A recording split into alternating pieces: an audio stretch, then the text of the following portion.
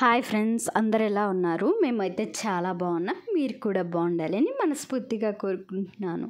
ఈరోజు నేను చూపించబోయే రెసిపీ వచ్చేసి కొబ్బరి పచ్చడి అనమాట. ఈ కొబ్బరి పచ్చడికి కావాల్సినవి ఒక 6-7 పచ్చిమిరపకాయలు, అలాగే ఒక 6-7 ఎండుమిరపకాయలు అనమాట.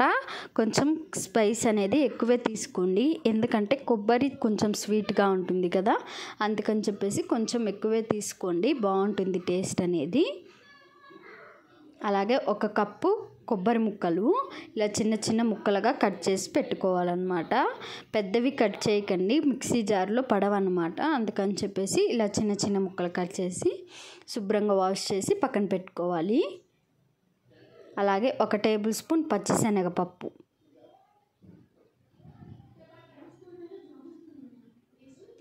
అలాగే 1 టేబుల్ స్పూన్ మినపగుళ్ళు,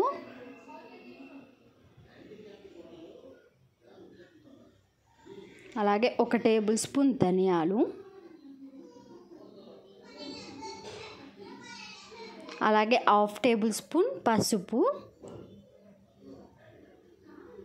అలాగే పచ్చడి వేసిన తర్వాత తిరగమాత కోసం 1 టేబుల్ స్పూన్ తాలింపు గింజలు, ఇవి జీలకర్ర, ఆవాలు, పచ్చిశనగపప్పు, మినప్పప్పు. ముందుగా గ్యాస్ మీద ఒక ప్యాన్ పెట్టుకొని ప్యాన్ హీట్ ఎక్కిన తర్వాత 1 టేబుల్ స్పూన్ ఆయిల్ అయితే వేసుకోవాలి. ఆయిల్ హీట్ ఎక్కిన తర్వాత 1 టేబుల్ స్పూన్ పచ్చిశనగపప్పు, అలాగే 1 టేబుల్ స్పూన్ మినపపప్పు, అలాగే 1 టేబుల్ స్పూన్ ధనియాలు, ఇవి అన్నీ వేసి ఒకసారి బాగా కలుపుకోవాలి. ఈ దినుసులు అనేవి ఎక్కడ మాడిపోకుండా చూసుకోవాలన్నమాట. ఇలా కలుపుతూ దగ్గరుండి ఫ్రై చేసుకోవాలి. ఈ దినుసులు అనేవి మాడిపోతే మనకి పచ్చడి అనేది చేదుగా ఉంటుంది, అందుకోసం ఇలా కలుపుతూ ఫ్రై చేసుకోవాలి. అలాగే దీనిలోకి ఒక 6-7 ఎండుమిరపకాయలు అయితే వేసుకోవాలి. అలాగే పచ్చిమిర్చి ఒక 6-7 పచ్చిమిర్చి అయితే సరిపోతుంది. ఇలా వేసి బాగా కలుపుకోవాలి ఒకసారి. ఈ పచ్చడి కొంతమంది వెరైటీగా చేస్తారు, నేనైతే ఇలా చేస్తాను. చాలా టేస్ట్గా ఉంటుంది. వేడి వేడి అన్నంలోకి పచ్చడి వేసుకొని నెయ్యి వేసుకొని తింటే చాలా బాగుంటుంది టేస్ట్ అనేది. ఒకసారి మీరు కూడా ఇంట్లో ట్రై చేయండి, ఎలా వచ్చిందో నాకైతే కామెంట్ చేయండి. అలాగే నా ఛానల్ని సబ్స్క్రైబ్ చేసుకోవటం మర్చిపోకండి.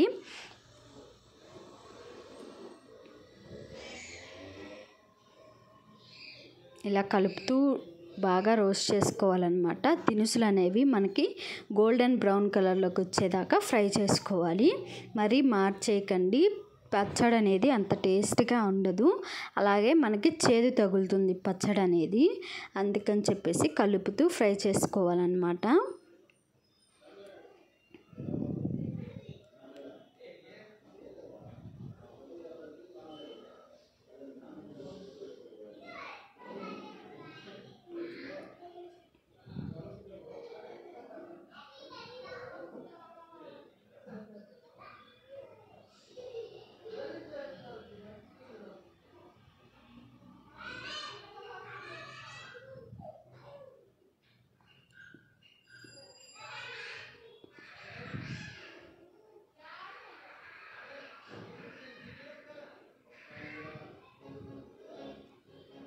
అలాగే మన ఛానల్ని ఫస్ట్ టైం చూస్తున్న వాళ్ళు సబ్స్క్రైబ్ చేసుకోండి.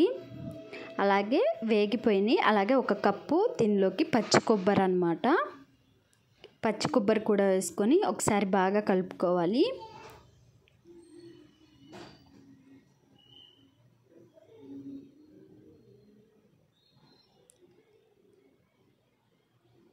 ఇలా ఒకసారి బాగా కలిపేసుకొని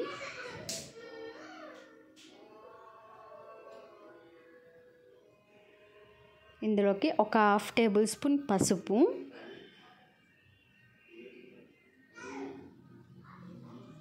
వేసేసుకొని ఒకసారి బాగా కలుపుకోవాలి.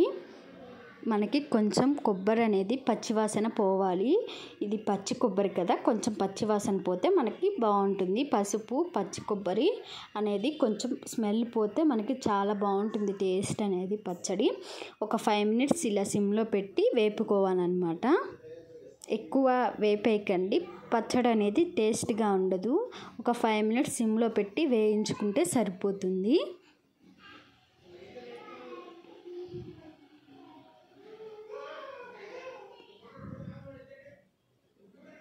మన ఛానల్ని ఫస్ట్ టైం చూస్తున్న వాళ్ళు సబ్స్క్రైబ్ చేసుకోండి. అలాగే లైక్ చేయండి, షేర్ చేయండి, సబ్స్క్రైబ్ చేసుకోవటం మర్చిపోకండి.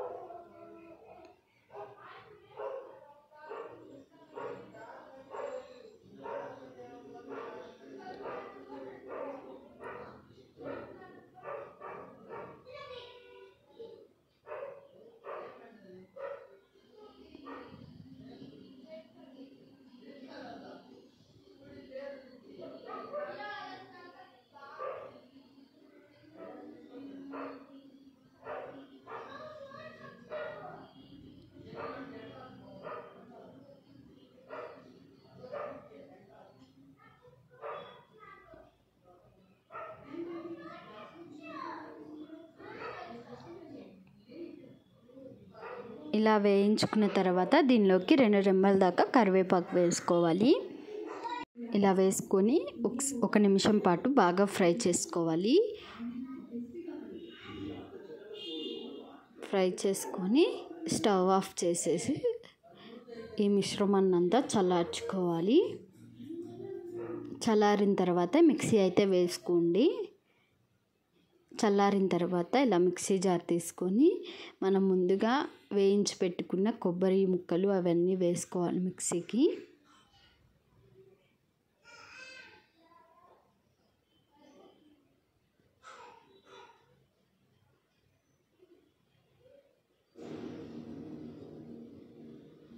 ఇలా మొత్తం వేసుకున్న తర్వాత ఒక 6-7 పొట్టు తీసిన వెల్లుల్లిపాయలు వేసుకోవాలి.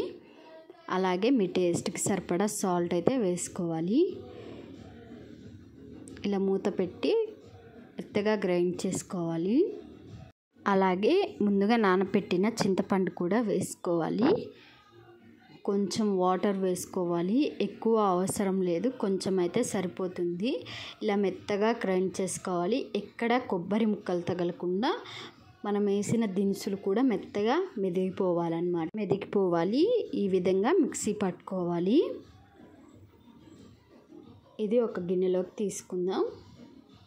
ఇది మీరు ఇలాగైనా తినేయచ్చు, లేదంటే తాలింపు వేసుకొనైనా తినొచ్చు. ఎలా తిన్నా పచ్చడి అనేది చాలా టేస్ట్గా ఉంటుంది. నేనైతే ఇప్పుడు తాలింపు వేస్తున్నాను.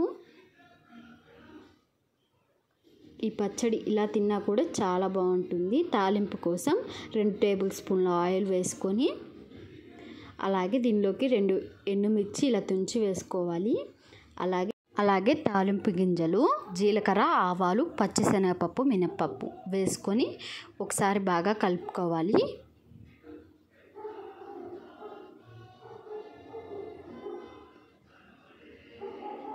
మీ ఇష్టం ఉంటే తాలింపు పైన వేసుకోవచ్చు, లేదంటే అలాగైనా తినొచ్చు. టేస్ట్ అనేది చాలా బాగుంటుంది. ఇలా తాలింపు వేగిన తర్వాత స్టవ్ ఆఫ్ చేసేసి కరివేపాకు వేసుకోవాలి.